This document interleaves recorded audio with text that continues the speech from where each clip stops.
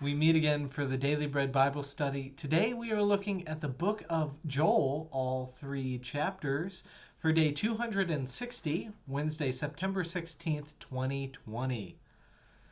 Now, a little bit of an introduction into the book of Joel.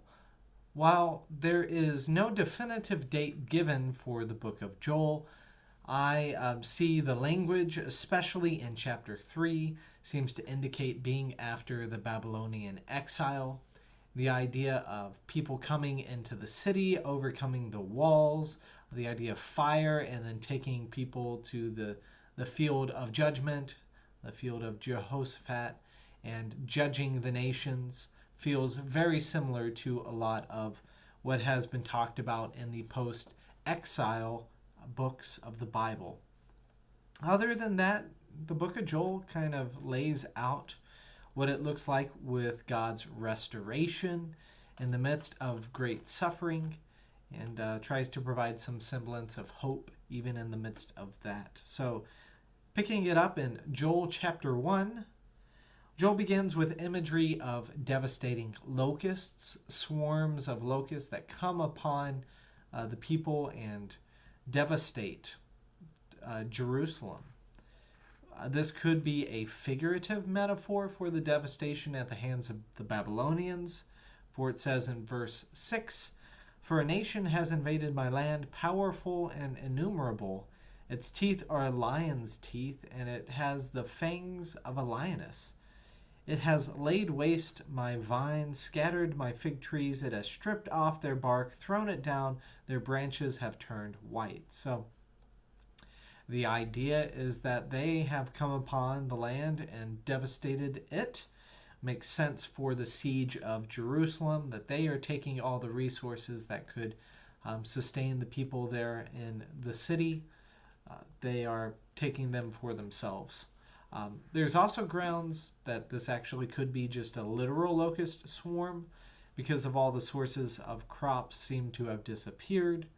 In verse 12, "The vine withers, the fig tree droops, pomegranate, palm, and apple, all the trees of the field are dried up. Surely joy withers away from the people." So this lack of rain, maybe in combination, with the locusts and possibly the Babylonians coming in and attacking. I don't know exactly what the reason is for the lack of food that they have. But what I do know, it doesn't matter too much because the people of God in Jerusalem are suffering because of it and they have to deal with it. And so how are they choosing to deal with it? Well, the minor prophet Joel proposes the act of worship. In verse 13, "Put on sackcloth and lament, you priest. Wail, you ministers of the altar.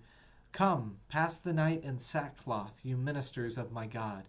Grain offering and drink offering are withheld from the house of your God. Sanctify a fast, call a solemn assembly. Gather the elders and all the inhabitants of the land to the house of the Lord your God, and cry out to the Lord." So the idea is that calling out to God for God's deliverance will help. And so in Joel chapter 2, we see that God's coming in presence can be helpful. It can also be devastating as we talk about signals for the coming of, quote, "the great day of the Lord." In Joel chapter 2, verse 1, "Blow the trumpet in Zion, sound the alarm on my holy mountain. Let all the inhabitants of the land tremble, for the day of the Lord is coming, it is near. A day of darkness and gloom, a day of clouds and dark thickness. Like blackness spread upon the mountains, a great and powerful army comes, like there has never been from of old, nor will there be again after all the ages to come." This could be Babylonians. This could be Babylonians setting fire to the area around Jerusalem and smoke covering and obscuring the sky because of all of it. This could be God, active and doing something miraculous here and sending a army from the Lord. We don't know exactly what this imagery is used, but we do see that this imagery is around war.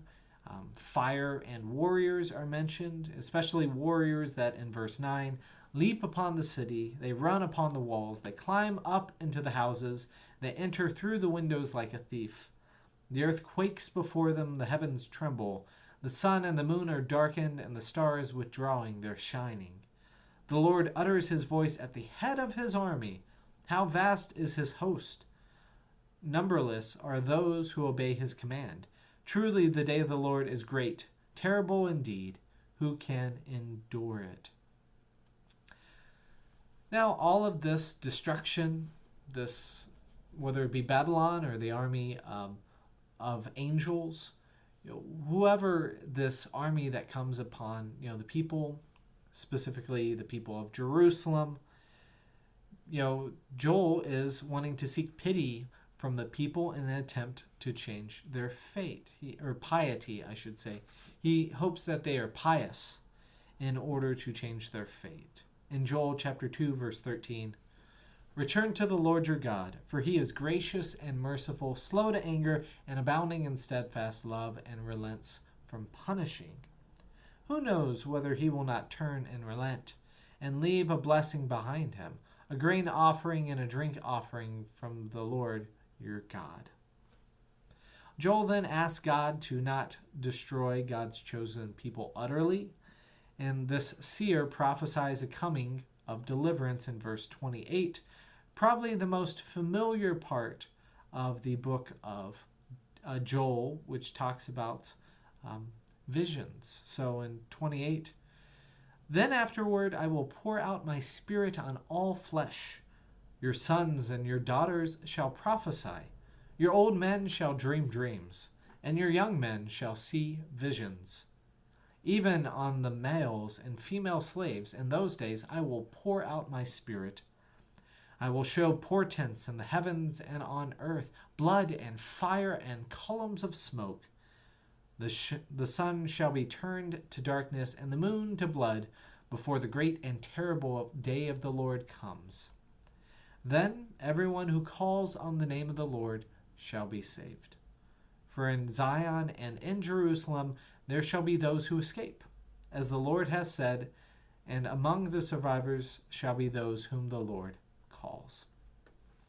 So we see that God, even in the midst of destruction which God will allow to come upon the city, that there will be people who will be delivered.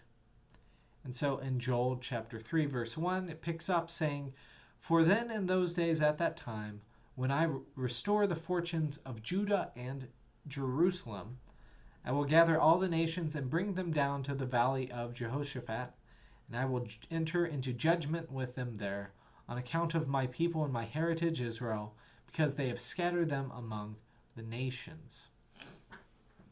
Now, as in text written concerning the time of the exile of Babylon, the judgment of, quote, all neighboring nations, verse 12 is what it says there. This judgment by God is mentioned. So, thus God is calling people to battle. I'm not sure if it's his people, if it's the other nations, but the idea is they are being called, and God will lead God's judgment there in this valley. So in Joel chapter 3, verse 9, proclaim this among the nations. Prepare war, stir up the warriors. Let all the soldiers draw near, let them come up. Beat your plowshares into swords, and your pruning hooks into spears. Let the weak say, I am a warrior. So the phrase swords into plowshares is famous as well, the idea of having a time of peace. But this is the exact opposite. This is a time for war, where God is going to bring destruction on those who oppose God. Now, Joel ends with a promise of vindication and talks about vindication against some other nations. Earlier in the chapter, it referred to Tyre and Sidon and Philistia, the Philistines, the giants, that they fought over the years, but in verse 19 it ends with reference to Egypt and Edom, saying, Egypt shall become a desolation, and Edom a desolate wilderness, because of the violence done to the people of Judah, in whose land they shed innocent blood. But Judah shall be inhabited forever, and Jerusalem to all generations. I will avenge their blood, and I will not clear the guilty, for the Lord dwells in Zion. God is in Zion. God is with his people. God provides ways to come through destruction. And when we turn and worship to God, God will relent and be gracious and merciful, slow to anger and abounding in steadfast love, ready to relent from punishment. So whenever you've suffered greatly, may you look forward to God coming and making things better for you. Joel proclaims great hope for this great and terrible day of the Lord. And may you get to see God's goodness, God's peace, and swords beaten into plowshares for a time of peace in your life. So may you get to enjoy that, and we look forward to more of God's blessings next time.